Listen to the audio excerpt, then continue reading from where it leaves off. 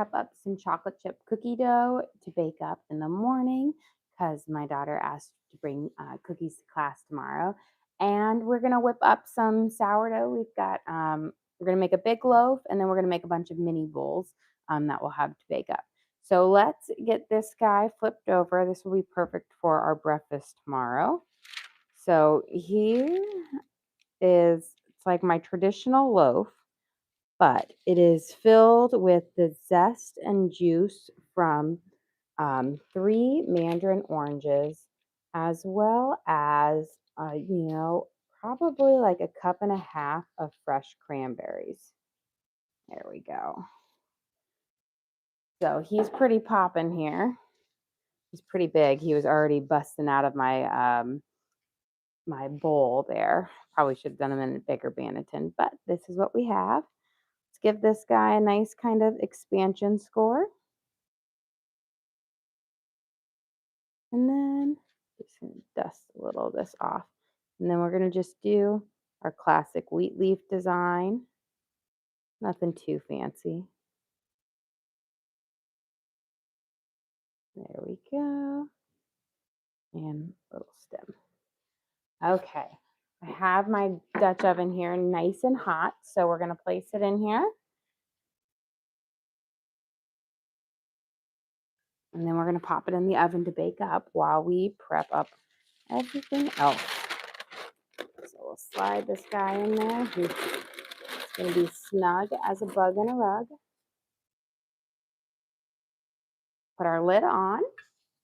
And again, our Dutch oven is nice and hot, preheated to 500 degrees. We're going to bake for 20 minutes at 500, and then we'll turn the temperature down to 450, and we'll bake for another 20 minutes. And while we are waiting for it to cook up, we're going to make our chocolate chip cookie dough and shape up our other sourdough loaves. So let's slide this guy in here. Set my timer for 20 minutes. And let's get prepping on it.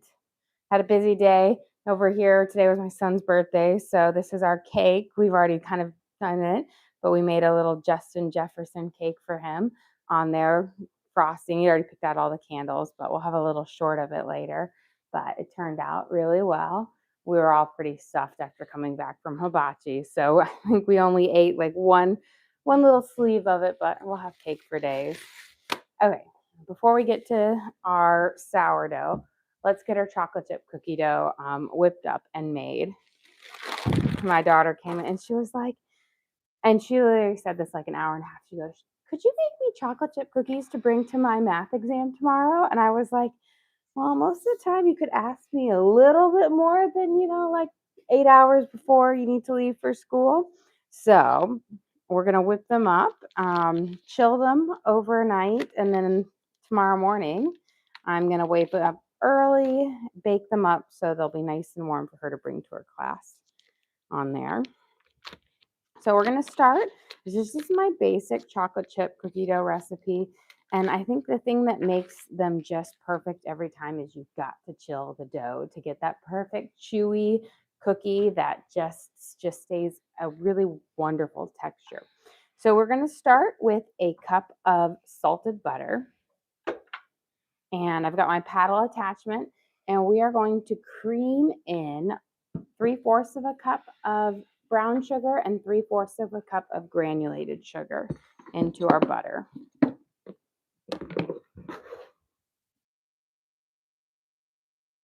And this like half and half mixture of the sugar gives you just like the perfect kind of flavor of it. And you don't want to use a dark brown sugar, just a light brown sugar to get that slight kind of, richness to it. So that was 3/4 of granulated. And this is a half measuring cup. So we're going to do 1.5 of these. That's a half a cup.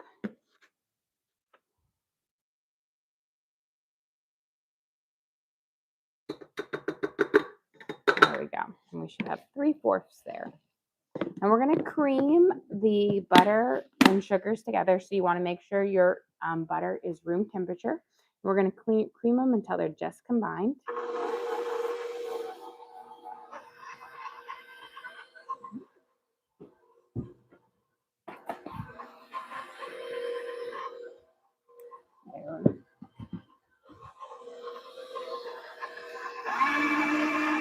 mixing them up. There, it's almost there. And this is why it's really, really important to make sure that your butter is room temperature or it won't cream well. I'm going to get a little spatula here and push down some of the butter that's sticking to the paddle and the sides. That way it gets incorporated, because you don't want, when you go to, make up and, shape it up, you don't want to have any butter stuck to the sides of your bowl that doesn't get mixed in, because if that gets in, like if a swirl of butter gets into your cookie, it's going to make it really crispy. So you want to make sure you've got it well creamed in there. So just round. And that's why I say room temperature butter, especially since we're chilling them. You don't need to worry about it being cold.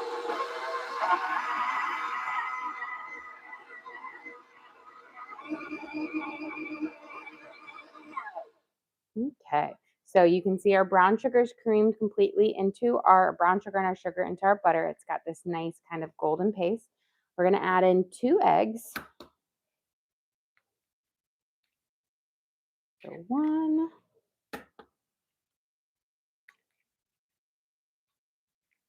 2, and then let me grab a tablespoon here. And we're going to add in a whole tablespoon of vanilla extract. And that's going to give the base to these cookies such a wonderful kind of vanilla flavor, but it really makes it pop.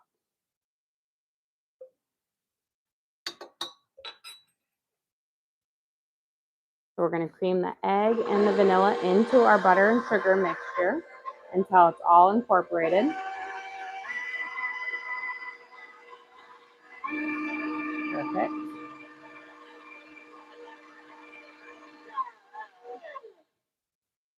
And then our next stage, we're going to add in a teaspoon of salt. So this is a half a teaspoon, so we'll do 2 of these.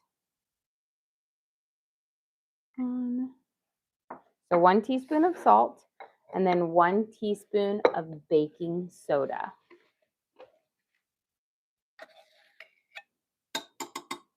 Again, this is a half a teaspoon, so I'm going to do 2 of them.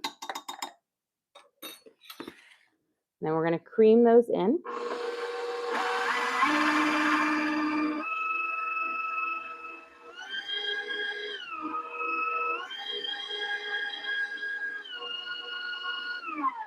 And now you should have a pretty cohesive mixture. And the nice thing about creaming your baking soda and your salt and your vanilla all the way into the thing is you don't have to sift it into your flour first. You can kind of cut that step out, which is nice. We're going to add 2 1/4 cup of all-purpose flour.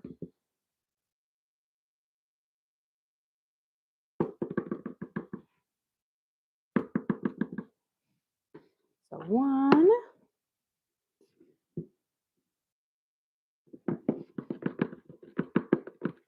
and 2, and now a smidge more, so just 1/4 cup more.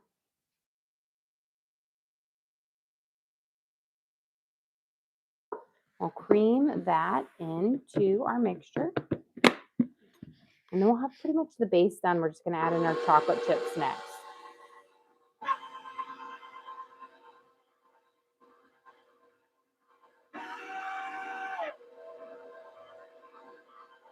And then I'm just going to use my spatula to scrape down the sides as it's mixing in. Make sure again that none of the butter gets really stuck to the side and that it all incorporates into our cookie.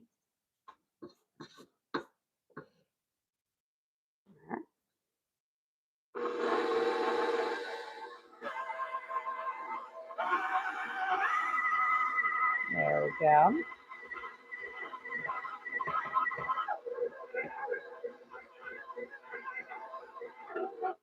And so now we have this wonderful base to our chocolate chip cookie dough. And then we're going to add in our chocolate chips. So I love to use, a good semi-sweet chocolate chip, because I find that I'm going to grab a pair of scissors, but milk chocolate's just too sweet. So semi-sweet, this is the big 24-ounce bag, so we're not going to use all of it, but a regular size chocolate chip bag, you're going to use the whole bag on there. But for this purpose, we're going to use most of it. It's essentially going to be about like 2.5 cups of chocolate chips. But I'm just going to kind of pour in the majority of the bag. Save a little bit for next time. And again, you can use whatever chocolate chips you want, or if you have a chocolate bar that you love, like a semi-sweet or kind of a dark, just, chop it up into chunks.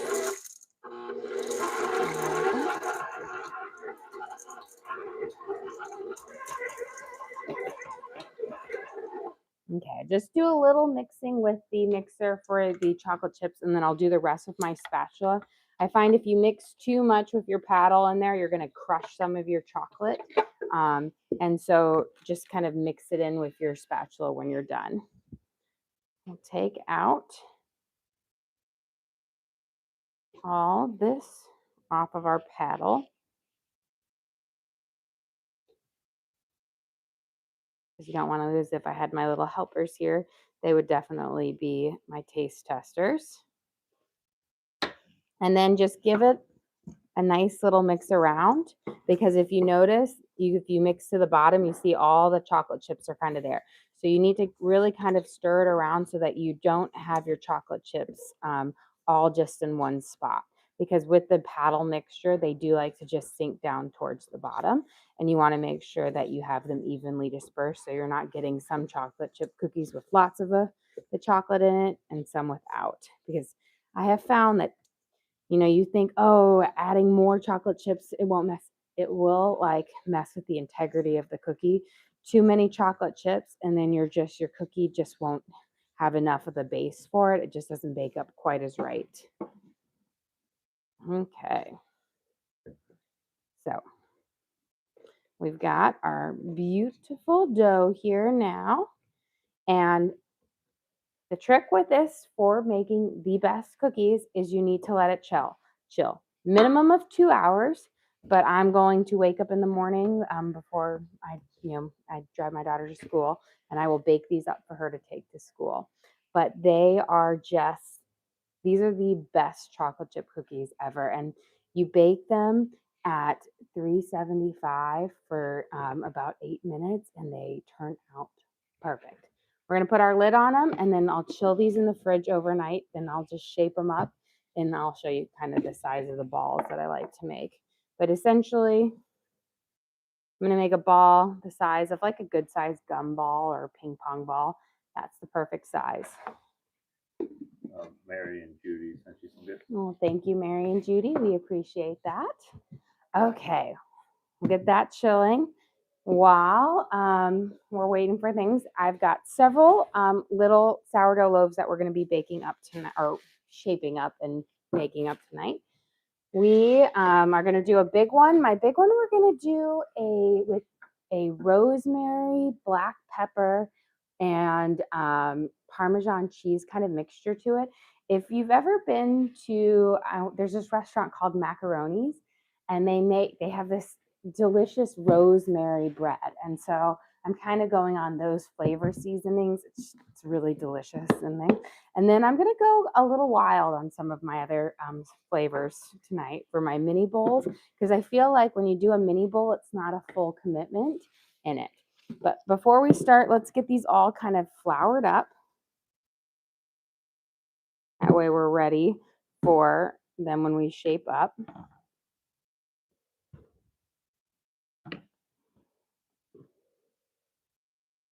And then the other thing with the mini bowls is you can bake them up in like a regular Dutch oven with a couple at a time. But I have these little mini Dutch ovens, and I bake them up in them, and they just look so cute. It's entirely unnecessary, but it's really cute and darling. Okay. Just make sure you flour your things well. That's going to allow them to kind of flip out nicely.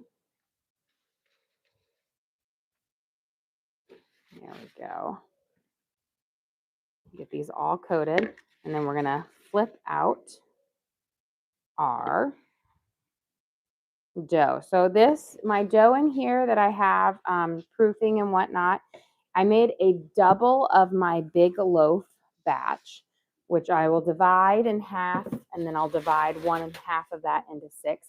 But it's nice and it's got a good rise on it. Let me grab my little sourdough slicer thingy bobber.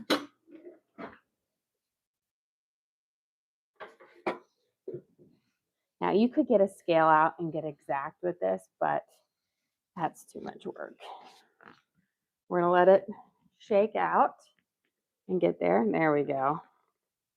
And letting it kind of fall on its own will allow it to kind of stretch and pull one last time. Give it a little jiggle, jiggle. Jiggle, jiggle, jiggle. And it's coming out. And we'll slide all the way out. And then eventually it will completely fall. Beautiful. And I got almost everything out. Just a few more little scraps in here because I don't like to waste any.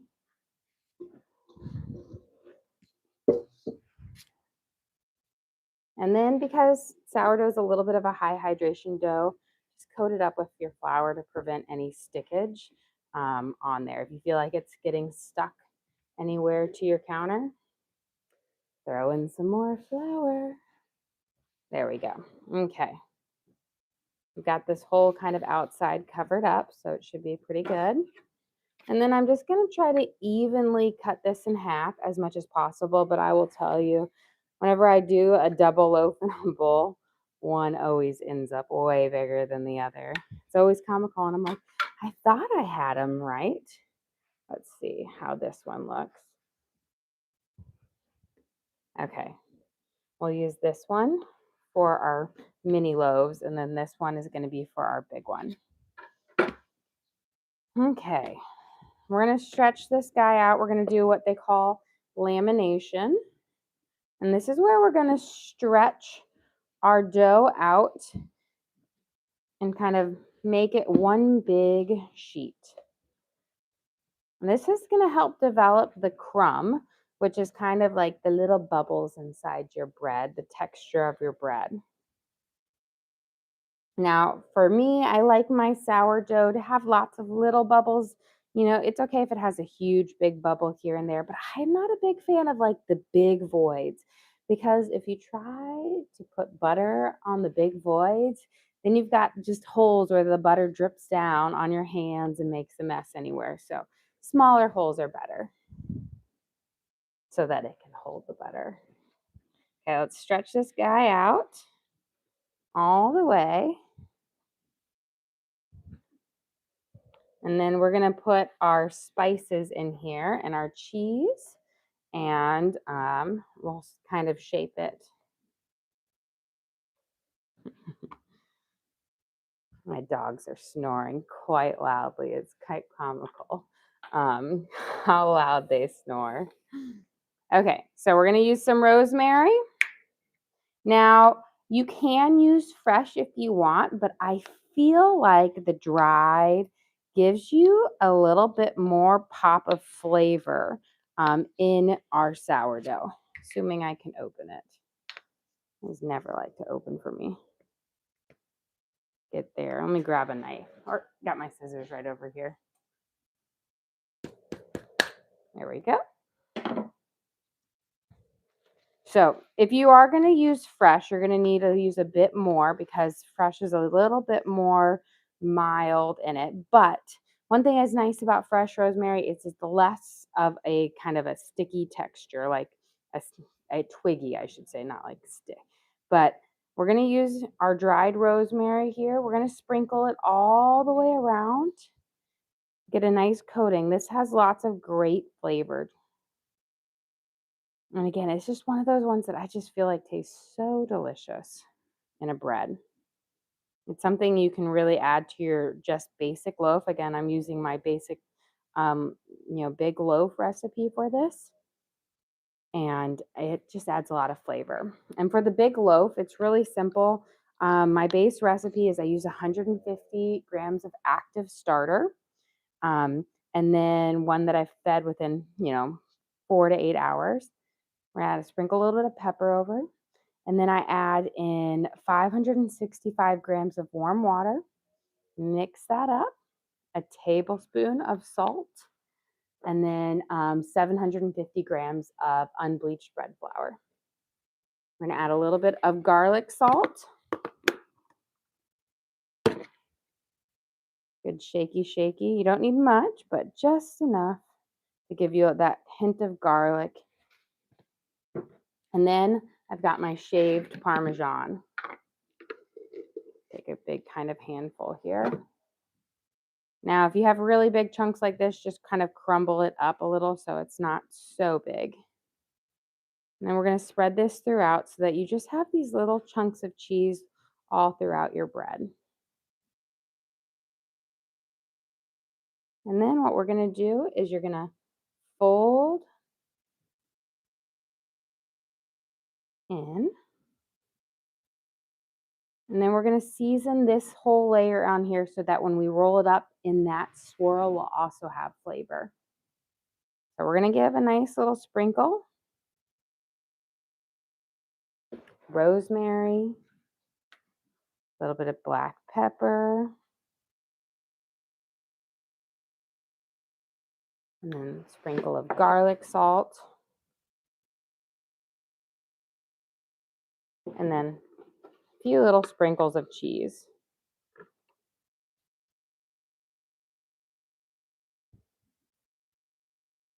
And now we're going to shape this guy up. And if you feel like it's a little sticky, again, just dust it with some flour. Try to make sure you keep that cheese in there. And then we've got it going here. I'm just going to get a little dusting on my hands. And kind of tuck these both in. And we're doing a bowl, a large bowl, so a round shape. But you want your kind of nice, smooth. This is going to be your outside. We'll flip it in here. And then we're going to do what I call stitches, where we're going to kind of just seal everything up together on there. Looks like we've got our first one just about on. We're going to go take the lid off of our sourdough over there. Let's get those. We'll stitch them the rest of the way up when we come back. So we baked for 20 minutes at 500 with the lid on. Now I'm going to pop them out real quick. We'll take the lid off and we'll bake for the final 20 minutes. Nice and for at 450.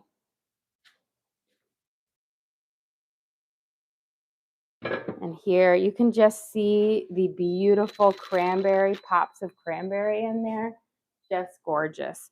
And there's that a little bit of that freshly squeezed mandarin orange juice and then the zest from 3 mandarin oranges. So it's a cranberry orange loaf. So perfect breakfast loaf. I'm going to bring the temperature down to 450. So it was at 500. And then I'm going to set my timer for 20 minutes. And then that will be ready to bake up. Again, here is our birthday cake that we made for Torin. He said, he's like, oh, I should have been turning 18 today. And I was like, that would have been perfect, but you're not. But he really enjoyed his cake, and we went out to eat for dinner, and it was delicious. I just love a good hibachi. It's one of those meals that I feel like, I can make a lot of different things at home, but hibachi, it's just one of those experience meals. Okay, we've got this guy all stitched up, which is where I kind of just pinch all of it together to keep it sealed. And then what I like to do after we got it is I always sprinkle just a little bit of flour over the top to dust it over. And that is so when I put my cover on it, that it doesn't necessarily stick to it. Okay, let's get some of these spices out of the way. And then we're going to cut this loaf up into 6 kind of equal pieces, since we have got 6 mini bowls that we're going to make. Now, if I'm going to do bread bowls, then I would cut this into 4 kind of pieces, because the big loaf cut into 4 makes the perfect kind of size bread bowl. But the cutting it into 6 is more like a mini sourdough that's perfect for 2 people. There we go. Got that one. And again, I'm just roughly trying to get them to be about the same size, um, but it is okay if they're a little bit off. I typically have one bowl, my mini bowls, that is way bigger than the others, and one that's a little bit smaller. Let's see. I'm gonna decide. I think this one's the winner. Okay. I said I was gonna go a little bit more crazy with some of these flavors on this because I feel like with the mini bowls, you can experiment a little bit more um, with it because you're not committing a huge loaf of sourdough with it. So we're gonna stretch this one out. We're gonna do a savory one. I'm gonna do a mix of sweet and savory. Now, these ones, they're a little bit easier to kind of work with on some aspects, but then a little bit more challenging because you just can't really overfill them or you'll pop everything out. Okay, this one. So we kind of laminated it out, and while it looks kind of tiny in its lamination, we're going to get what we need done with it. You grab a knife here. And this one, we are going to do some sun-dried tomato pesto with some Swiss and Gruyere cheese. So it's going to actually give you kind of a pizza flavor to it, but it's going to be delicious. So we'll have this sun-dried tomato swirl throughout the sourdough. Here, there. Now don't cake it on too thick because again, it is kind of an oil base to it in the pesto. So if it's too thick, what's going to happen is you'll have a little bit run out and just won't keep as nice. Do you have a question? Do you ever make cinnamon roll? I do make cinnamon rolls. So I have my tried and true recipe for cinnamon rolls. I make them every year for Thanksgiving breakfast, and then throughout the year. I made them at Easter this year. I make them a couple times throughout the year. They are like the best cinnamon rolls ever. They stay soft and they're just wonderful, and they're not that difficult to make. I believe I have a video like a tutorial on how you can make them from start to finish in there, but they are delicious. Okay, we've got our sun-dried tomato on here. It's one of those things where I haven't done a sourdough cinnamon roll because my basic classic yeast dough recipe one is so delicious. And my son, it's one of his favorite things that I make. He is like, you can't change it up. I'm not allowed to change my pretzel or my cinnamon roll recipe up. But I have made some other things with my sourdough that has cinnamon in. I do a cinnamon swirl sourdough. We're going to seal this guy up. There we go. So we'll have our nice pretty base. And we're going to put this down in our bowl. And then we're going to kind of do our stitches to seal it up. Now with this, you just always want to make sure again that you're not going to pull too tight on it, that you split it and then some of your good filling pops out. Now it's not the end of the world if you split it underneath. It just means that will be on the crust side of it. So there we go. And then I'm going to put this guy. And this is our beautiful sun-dried tomato, Swiss and Gruyere cheese. I'm going to sprinkle a little bit over the top so when I put the little covers on it, again, it will stay nice and soft on it. Okay. For our next one, let me get this guy out of the way though. Oh, hello, Bruni. For the next one, I'm going to do okay, this is one I'm going to think is kind of crazy, but I think the flavors are going to work really well there. I'm going to use chopped up maraschino cherries, chocolate chips, and as the base for it. And I'm not like a cherry cordial sourdough. And I just feel like it's going to work. Your question: what kind of dogs do you have? we have 2 King Charles Cavalier Spaniels. And so I think that was Bruni behind us. Now, Bruni is her nickname. She has a very wonderful name. Her name is Brunhilde Hildegard of the Southern Valkyrie. So when we adopted her, her real name was Marino's Precious Phoebe, which was not a great name. And so I really wanted a second dog, and my husband was like, we can have a second dog if we can name her Brunhilde. And I was like, sold. Brunhilde, she is such a Brunhilde, by the way. She's a cranky old lady, but it fits her. And so she goes by Bruni as a short, and she has to have her little kind of Scandinavian name because our other dog is named Loki, and he is a little mischief maker. He's a great stealer of snacks and food, especially out of the little boy's hands on there. So, but they are sweet, pretty easy dogs that snore very, very loudly. Okay, we're going to take our chocolate chips. We're going to spread them out. You could also use chocolate chunks. Don't get them, like, you don't want to overload them too much where I feel like the chocolate chips can become overpowering. But this is a good kind of dessert one. And then now I have some great maraschino cherries, but you don't want to leave them whole because if you leave them whole, that's just too much cherry. Grab a fork to fish these out. My daughter is on this kick of drinking Shirley Temples right now, you know, where you mix Sprite and cherry juice and maraschino cherry juice and maraschino cherries in it. So we have just a lot of maraschino cherries in our house right now. And which is great because we're going to be making some butter dreams soon, which is a cookie that you use maraschino cherries in. But I'm going to cut each one into fourths. These are the jumbo ones, but if you have the smaller ones, you could probably get by with cutting them in half. We're going to put them out here. And I feel like this is going to taste delicious. We'll get the verdict tomorrow, but I feel like it. You know what I mean? It's kind of like giving me a little bit of a fruitcake vibe without it being a fruitcake.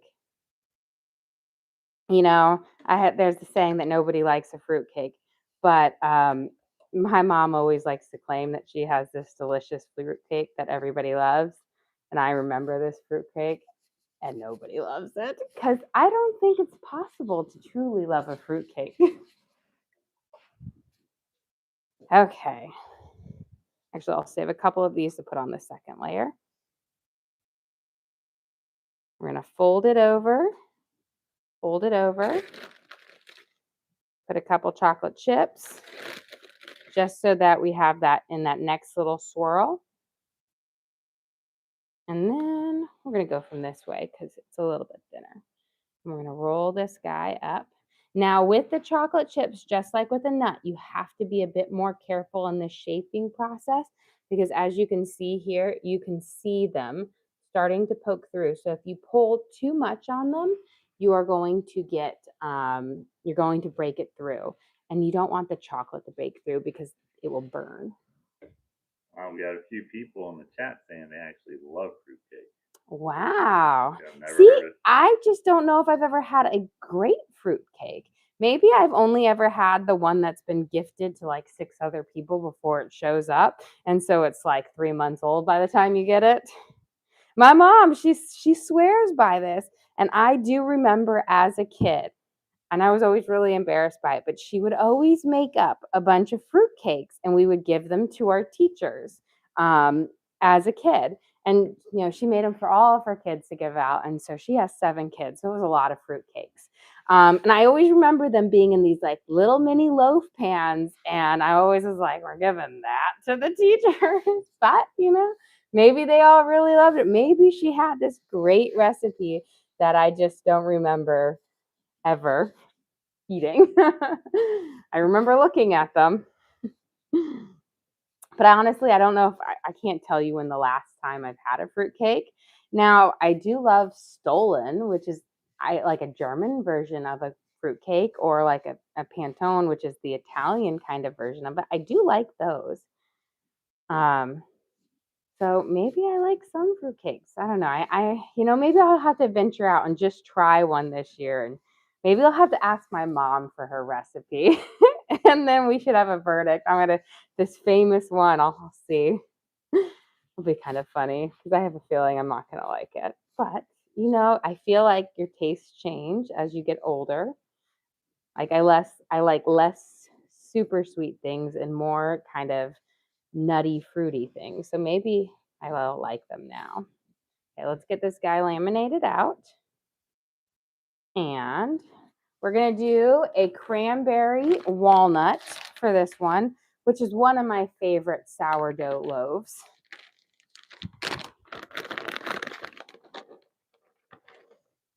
So we're going to sprinkle some cranberries, but we're going to do dried cranberries in it because for the cranberry walnut, you want the dried because it's sweeter. For the cranberry orange, you can have the fresh cranberries in it, like what we're baking up. And it's a little bit, it's nicer because it's more fruity. So a little different. We're going to sprinkle our chopped in walnuts here. There. And get these on there, and then we're going to kind of pull it in there. I'm putting a lot of nuts in there because I love mine extra nutty. Then we'll do again for this little, and I always say, don't forget this little swirl because this really allows for you to have it really dispersed throughout. A couple little nuts. And just like with the chocolate chips, be careful when you're shaping it up so that you don't split that kind of crust, which is why you don't want to necessarily laminate too thinly. So if you look like it, you've got a kind of a little, roll. But what we're going to do is then we're going to kind of tuck both of these in like that, and we'll shape it up. So here you'll have, again, your really pretty crust. Put it in ours. And then we're going to just gently pinch together and do our stitches. There. We're making good time. I think we'll definitely get these all laminated out by the time our loaf is about to come out. Here. My husband's, he doesn't think I can get them all done. I can be quick. Okay. Spread this out. Get our next one. We're going to laminate this one, and this is going to be kind of a fruit and nut and seed loaf. So it's kind of just like, I always say, when you sometimes go to the bakery, they call this like the breakfast bread, where it has just a bunch of different chopped up fruits. Now, apricots, if I had them, they would go great in this. But we're just going to have raisins, craisins, walnuts, pecans, and pumpkin seeds. We're going to stretch it out.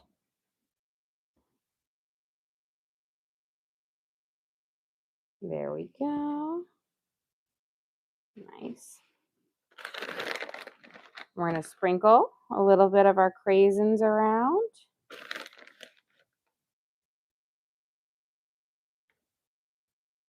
And then a little bit of our raisins. You don't need a whole lot because, again, this isn't a super big loaf.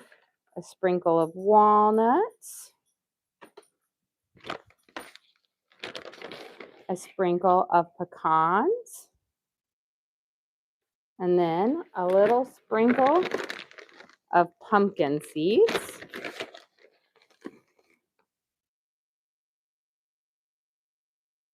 So think about like those tasty, delicious granola bars. Spread that out.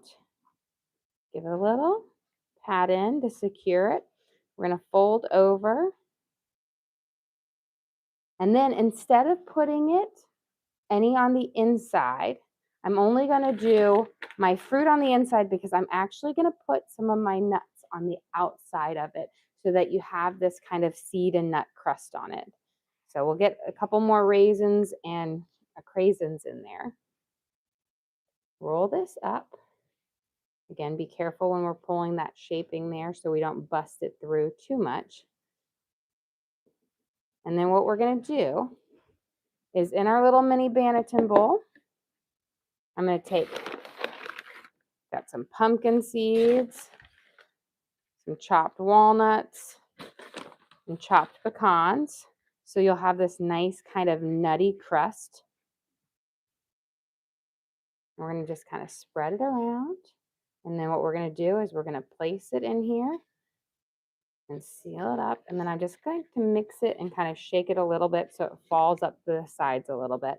And then just take a few, go around the edges to bring it up. And that's going to give you just that nice seedy, nutty crust on it. They'll toast up so you'll get a nicer, kind of richer flavor in it. But I don't put them on the top here. This is what's going to be the bottom of the thing. And the reason I don't put them on the top part of this part, which is actually the bottom of the bread, is because when they bake on the Dutch oven, what happens is it gets a little too hot and it will toast them up too much. And then you can get that burnt nut flavor from that ones that rest on the bottom. So we've got that sealed up. Give those little stitches, tuck those ones in, and beautiful. Okay. Our next one, this one I think is going to be crazy, guys, and delicious. So let's laminate it out.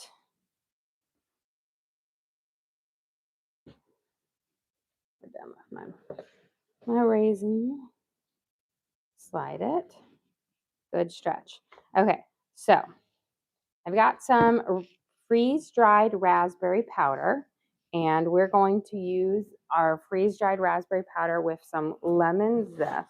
Put that in here, guys.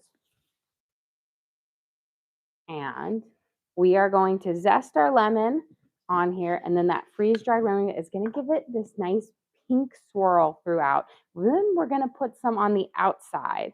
And so you'll have kind of like a pink dusting on it.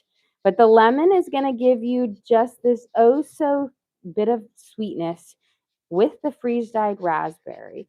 And I think it's going to be a really nice kind of sweet roll. So we'll zest this up in here.